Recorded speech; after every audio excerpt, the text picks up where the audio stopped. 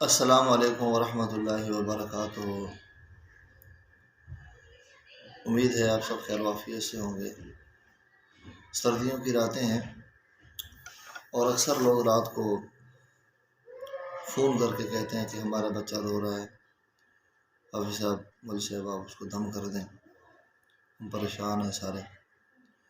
تو آج کی اس مختصر سی ویڈیو میں، اس ویڈیو پیغام میں آپ کو اس کا حل بتانا چاہتا ہوں کہ آپ خود بھی پریشان نہ ہوں اور دوسرے جو ائمہ مساجد ہیں ان کو بھی پریشان نہ کریں۔ تو اس کا حل یہ ہے کہ سب سے پہلے آپ یہ معلوم کریں کہ ہمارا بچہ کیوں رو رہا ہے، کیا اس کے پیٹ میں درد ہے تو پیٹ کی دوائی دیں۔ بعض دفعہ بچوں کے کانوں میں تکلیف ہوتی ہے تو بچے کے کان کا علاج کروائیں، اور بعض دفعہ ایسے ہوتا ہے کہ کوئی جنات کا اثر ہوتا ہے یا کوئی نظر بد کا اثر ہوتا ہے۔ اس کے لیے یہ ہے کہ سب سے پہلے 3 دفعہ سورۃ فلق اور سورۃ الناس، قل اعوذ برب الفلق اور قل اعوذ برب الناس، یہ دونوں صورتیں بچے کے اوپر، بچے کے چہرے پر دم کر دیں، پھونک مار دیں، دم کرنے کے بعد ایسے دم کر دیں اور تھوڑا سا پانی پر بھی دم کر دیں۔ پھر وہ جو پانی ہے وہ خود بھی والدہ جو ہے وہ بھی پی لے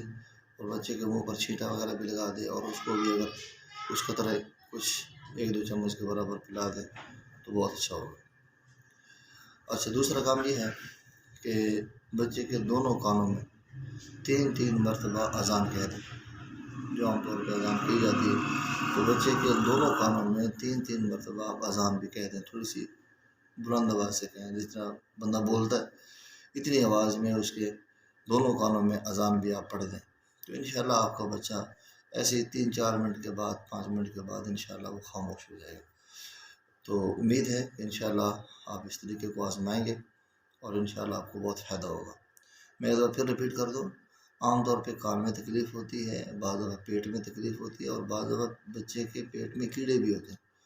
تو یہ ساری علامات ہوتی ہیں، ان کا بھی علاج آپ کروا لیا کریں،